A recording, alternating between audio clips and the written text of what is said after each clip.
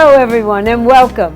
Welcome to Pink Lady Presents, a program filled with lives well lived, people who make an impact in our world, step by step, day by day, and in this case, minute by minute. Today we have Shad Meshad from the National Veterans Foundation with us. And Shad, I don't even know where to begin. I just don't. In doing research and looking up what you do and what you've done, what you're doing, and what you will do is absolutely awe-inspiring for our veterans and their families, the men and women that you do it for. And thank you, thank you, thank you. Listen, I'm honored to be here, and you know that. You're love one of you. my favorite people on the planet Earth. But it just seems like the other day we did a show at another studio, and that was like over 4 years ago. And it's like, really? Yeah, I know. Where did the time go? But You were born in Alabama. Yeah. What town? Birmingham, Alabama. Yeah, Birmingham, Alabama. August and 1st. you were born into a Lebanese Catholic family. French, Lebanese, Scotch-Irish mother. I love it. I'm a mixed bag, to say the least. How many in your family? Siblings? Well, there were 6 kids. Okay. I was the only boy in between 5 sisters. Wow. And I'm straight. Yes. I learned about women at birth. I love They it. taught me well. Now, when did you decide to enter the Army? How young were you? I think there was never a question. I mean, being in the South, regardless, being a minority, because, in the South in the 40s and 50s, it was, Baptist white and Catholics, Jews, and blacks were not allowed to do much in the city. We were, I guess then they called it whatever, but discrimination today. But I didn't know any better. But I grew up with the John Wayne movies and whatever, and it was, the South is conservative, and my dad was Air Force Army during World War II. My uncle was a Marine who was wounded landing on one of the islands, and, it was just something you do. It's like a step into manhood. I get it. And then when you did enter the Army, you were a medical service officer. Now, how did you get to that point? Well, that's an interesting story. Go ahead. I was in the seminary for my first year in college, and then I left for just normal reasons, and I finished my degree.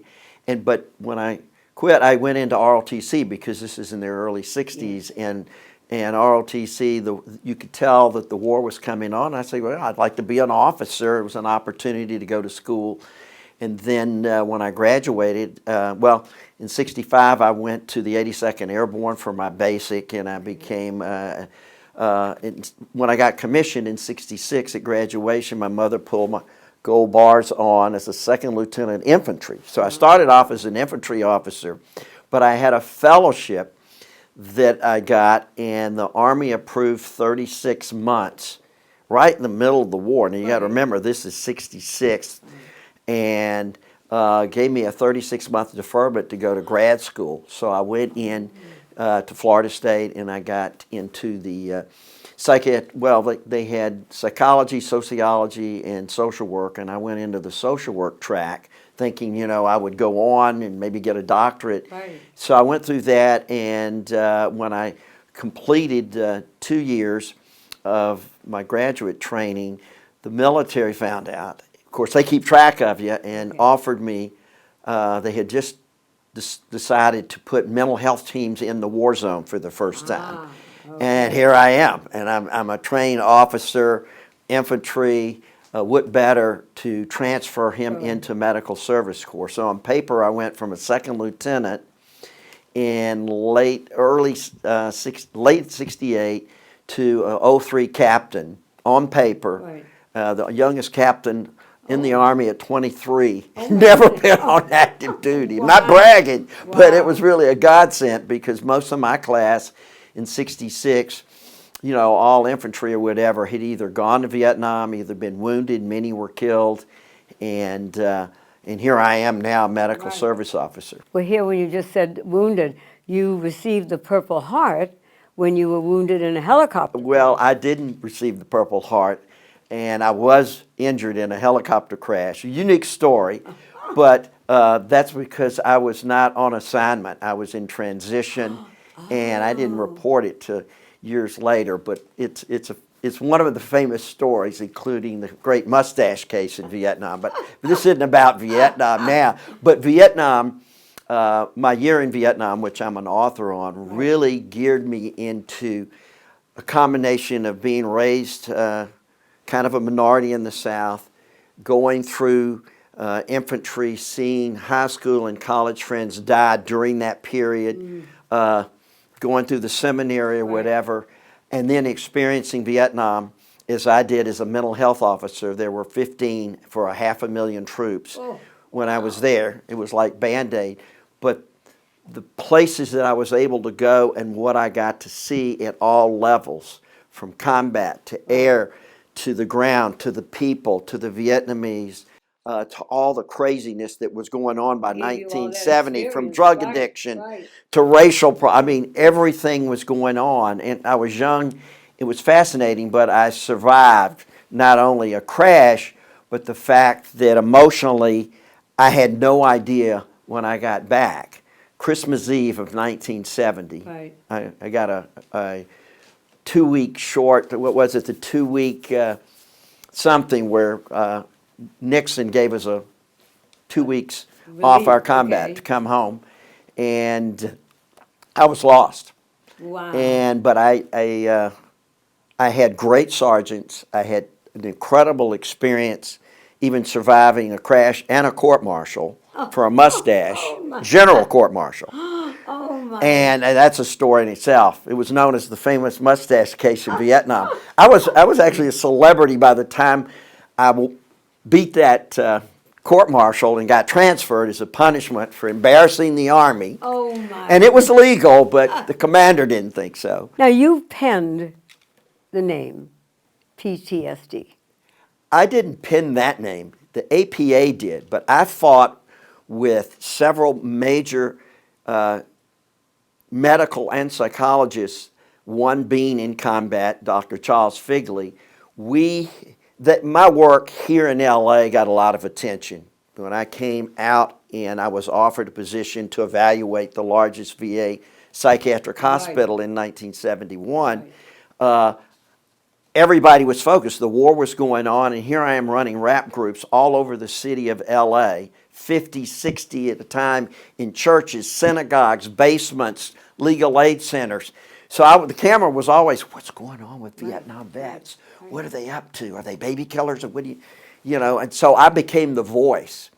And I was like, hey, no. And in those groups, I did a lot of healing myself because I was angry. I mean, my nickname in the VA was the Madman because Dr. Philip May had hired me, top psychiatrist in schizophrenia in the world, met me at USC and asked me to evaluate the largest psychiatric facility. And so I had all these opportunities to speak and talk about where vets don't speak and talk, particularly combat vets. That's not what they do. They hold it in. Well, you once said, the impact of being in war never goes away. Humans are not like predators, yet we have been trained to be predators. We kill other humans. It's not normal. Explain. It's man's inhumanity to man. It's unfortunate, but particularly for me, going through 16 years of religious training, including a year in the seminary, and thou shalt not kill, and the 10 Commandments, whether you're Jewish, Catholic, or in any religion, killing another human being. But in war, that's the script. And so when you go into the military, in all militaries around the world, you get dehumanized about the value of human life because you have to take it. You are trained to be a professional killer. I try to tell people this. They see these beautiful commercials with the dress blues and the Marines with the sword killing the dragon. It's all smoke and mirrors. It's just not true. Until that first bullet goes over your head or you crash the first time and you realize, man, you're as helpless as a baby that just got delivered, that's just laying on the table. You can't talk, you can't communicate. It's pretty bad. So I got started here in LA and it expanded and I got a lot of attention, and then a triple amputee Vietnam vet who I pushed around Venice Beach in the early 70s under Senator Alan Cranston, who knew of my work because I was one of the few in the country doing it. We'll be right back. It's about the humans. These humans, those humans, groovin' and golden. It's about getting more than health insurance and a partner who listens and acts. Humana calls it human care.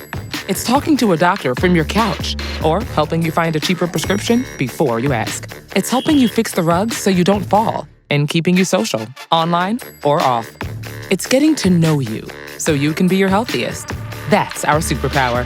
That's human care from Humana. Well, when you were at the VA, Yes. okay, you say that you were like constricted, like you couldn't do what you really wanted to do. I wasn't restricted when I was hired those first 7 years. I got restricted when my program went national, the Vet Center program, when the bureaucracy got involved. I ran LA. That's why I got the nickname Madman. I rode a Harley Davidson into work. The social work staff, the psychologists were afraid of me because I had an afro and a beard. I dressed like the vets. I was a vet. Right. And I went into East LA, South Central. I was in the canyons. They did a story, 60 Minutes, with my group up in there. I was the madman. And I was mad for a good reason. I was mad because of how society had welcomed us home. We were like considered less than World War II vets, Korea, or whatever. We had all done what our country asked us to do, good, bad, and indifferent. So it was true the way that they treated you when you came back. Oh, God. I mean, I don't want to go into my story because everybody got spit on or looked at or say, let me tell you, if I was there, I would have. It was like, come on, it's about as false as these commercials they show you about being a soldier. It's all pretty Hollywood. And you know about Hollywood, but that ain't war. That ain't war. We're going to stop for a second and just see a video that 60 Minutes did. Oh, okay. Last Thursday night, in a one-hour broadcast, Dan Rather explored the symptoms, the nightmares, flashbacks, drug abuse, violence, and suicide that go along with the illness. What he didn't go into was the lackadaisical way the government went about recognizing the disorder and coming to grips with a medical program known as vet centers to deal with it. Tonight, Dan Rather continues the story. Treatment began here in the hills of Malibu, California. His name is Shad Meshad, and he took us to a place where 20 years ago he found a group of veterans sick with PTSD. They mistrusted society, their government, and especially the Veterans Administration. They hid out here and rebuilt Vietnam. Guard posts, barbed wire.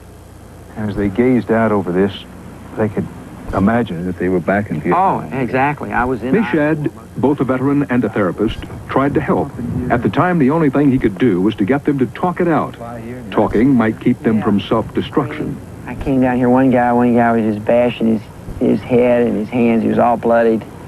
And he was just trying to kill himself, and he wanted to do it manly. He wasn't going to cut his wrist or whatever. He just wanted to go out violently.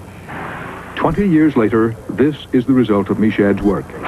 Small storefront meeting places throughout the country called vet centers. Congress insisted that the reluctant Veterans Administration get out of Washington and do something local and innovative. Give them places to talk it out outside of VA hospitals. I came out and they threw me out of the Army. They tore off my stripes, tore off my medals, and branded me to be a nut. I was drinking a lot. I was jumping on my wife all the time, jumping on my kids all the time. Their symptoms range from violence to suicide. I don't think there's a man here, including myself, that ain't thought about snuffing it. I'm in there all by myself except right here. This is the only place where I'm not by myself. I don't know if anybody else feels that way or not. This group counseling has been wildly successful. Hang in there, Doc. Hang in there.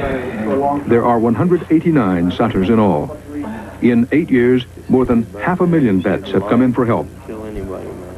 Steve has just found a vet center. He's poised, well-educated, but hear him well. Part of his mind is still patrolling Vietnam. I don't want to be around a lot of strangers. I go to a shopping mall that's make a beeline in, hit the store, get what you want, and get out. And you have to look in every eye that goes by you, and you have to scan the entire environment from left to right, up and down. He's excessively alert, always on guard. To the casual eye, he looks like the ideal American veteran. Good neighbor, family man. But for 20 years, he brought his rage and anger home each night. He won't talk about his first marriage. His second was in trouble until he found the vet center. Now things are better at home. And I wish that there had been someone, anyone, that could have done something to help me a long time ago. I wouldn't have hurt myself, and I wouldn't have hurt the ones that are around me as much as I have. At work, Steve's a success, always in control. He suppresses thoughts about the day an enemy rocket blew up his firebase. That trauma left him with PTSD. And I remember looking at the pile of men that had been alive an hour before and were dead now, and I was one of the guys that picked them up and put them on the medevac choppers as they went out, and parts of the bodies were coming off my hands, and it was really very...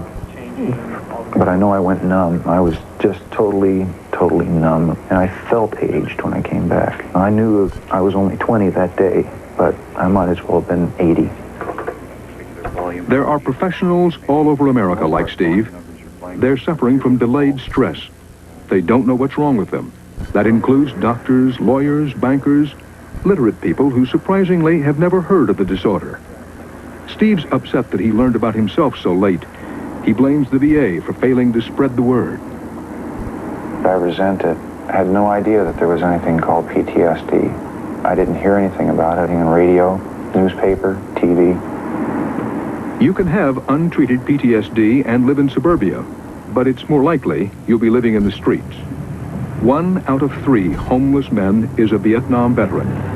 1/3 of the men without shelter served their country in wartime. When I come back from the Nam, I had quite a habit. Johnny come marching home again, hurrah, hurrah. Oh, the gun I was carrying when I came back was a little syringe.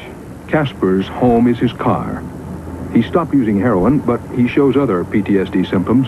A wandering lifestyle, nightmares, isolation. He sleeps in whatever Seattle parking lot is empty. You find out at the end of the day, after praying, saying, thank you, made it another day, look at the reality, I'm alone. PTSD is a disease that doesn't discriminate. It reaches from the veterans who work in the boardrooms to the veterans who sleep in the streets.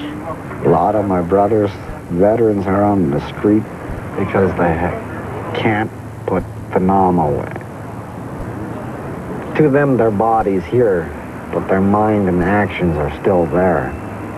To me, the streets are, what do you say, my hideaway. Casper has never been to a vet center. Experts say there could be as many as 500,000 Vietnam veterans still in need of counseling. That so many have been left behind is often attributed to a lack of zeal on the part of the Veterans Administration.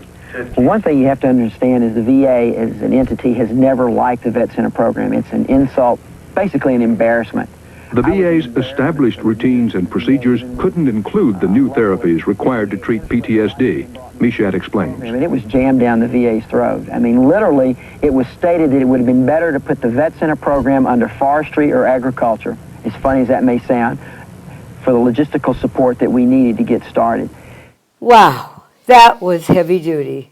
That was a long time ago. I know, but you know what? We try to capture right from the beginning of what you did. Shad, tell me about the Pacific Ocean Pier Park, Wow. where you found, I mean, everyone, it is, when I read this, asked Dub, I was in tears, how you found an underground trap door. I didn't find it. My first day on the job, the director sent me down to the beach. If you remember Venice, well, POP Pier was between Venice and Santa Monica Pier at the time. It was condemned in '68, and it was just sitting out there, rotting. And these two vets, my first 2 Vietnam vets that I work with, said, you want to find vets? Because I just came out here. L.A. was like, it's like several countries. Right. Said, I'll show you. So I went down, and at POP there was a hatch door where the entrance, everything was boarded up. 250 Vietnam vets lived on that pier. You talk about as bewildered as you are now, you can imagine me.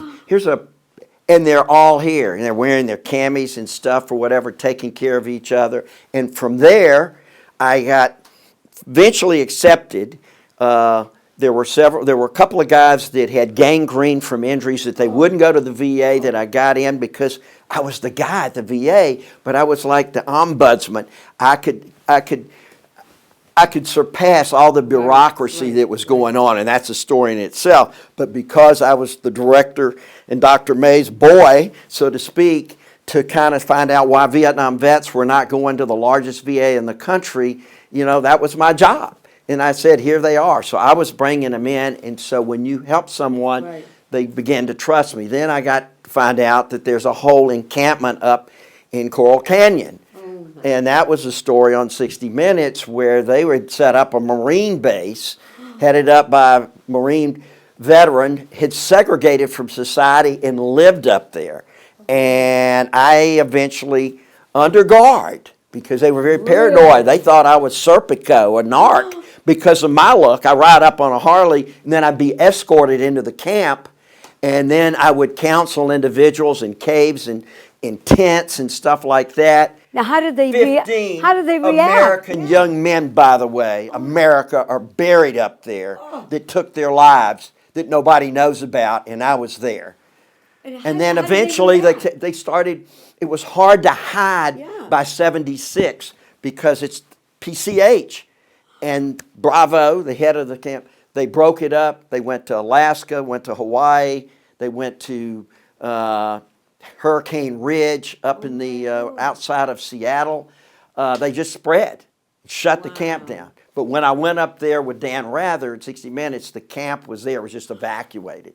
And I had to wait 10 years to show it because I committed under my life to the vets that I would never expose it for 10 years. And they waited for that story for 2 years. And that's the piece you saw. Oh, my Lord. But that's how insane it was.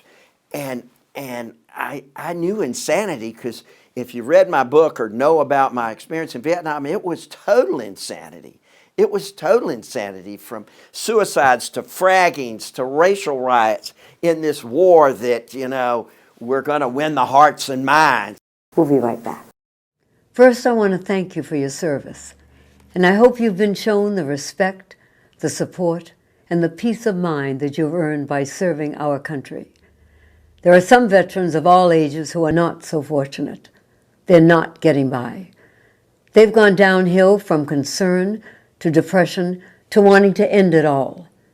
The National Veterans Foundation has 30 years' experience in helping vets with every kind of problem. Their hotline only uses other veterans who are trained to help. They handle 10,000 calls a year, and that's only from 9 to 5, Monday through Friday. We need to go 24/7. We need to provide all the information that can help avoid such depression. I just added a gift to them in my will, and I hope and believe it will help. I hope you will always enjoy the peace and freedom you deserve for the rest of your life. I also hope that you will join me in leaving something for those veterans who have had a tougher time. Thanks again for your service. Thank you so much for keeping my children, grandchildren, and great-grandchildren safe. For that, you're always in my thoughts, and now in my will. Thank you. At one time or another, every family is faced with mobility issues for a loved one. Call Before You Fall is here for you with all the safety and mobility solutions your family needs. Come see Alex in the Call Before You Fall showroom, or if you can't, they'll come to you in one of their fully stocked service vans. So put your mind at ease today. Call Alex at 1-800-829-1491. Remember, be on the safe side. We could be here for days, as you know, and not get to everything that we have to get. The main thing is what we need, and Chaplain Dove has been in the service, in the Air Force. God bless him. God bless him. And I know you've seen it in the men and everything, and the women. We're asking everyone, we don't tell anybody anything, but we ask you, if this is not, in your minds after hearing Shad today, one of the most important things that you must do to help 24/7 to get them to where you have to be. That's our goal. So if everyone out there will do something, God willing, it will get to where you need it to get to. Dove? And the other thing I'd like to add is keep in mind that those of us who have served, when we take off that uniform, we never stop serving. And I've had the privilege of knowing Shad. We were in the service at the same time during the Vietnam War. He got to be where they were shooting at him. I got to go to Europe where nobody shot at me. But I know, and I've met enough people and counseled people who have come back, whose friends, whose fellow soldiers have been killed or maimed. Do something that you'll be proud of, Right. and your grandkids will be proud of. Support the National Veterans Foundation.org, NVF.org. Shad? You'll be glad you did, Right. and so will your families. Shad, my darling, really and truly. You two are marvelous. We can say thank you. You are the real soldiers on the streets. You really are. No, Well, you really are. That's what we do. No, I know. I'm just acknowledging it. I want everybody to know I'm not alone in this. Well, it's something that comes, as I said to Chaplain Dove before we went on with you today, it comes from the heart. And when it comes from the heart, then it's visual to everybody. And yours is right there, how you feel about your fellow military men and women. I cannot thank you enough. Chaplain Dove cannot thank you enough. The world cannot thank you enough. Everyone, remember what I always say, a life well lived, being well lived, to help the world one day at a time, 1 week at a time, 1 moment at a time. And that's what Shad Meshad, National Veterans Foundation, does for your brothers, your sisters, your mothers and dads. Please, help them. Help Shad. May God bless all of you, and we'll see you next time. Thank you.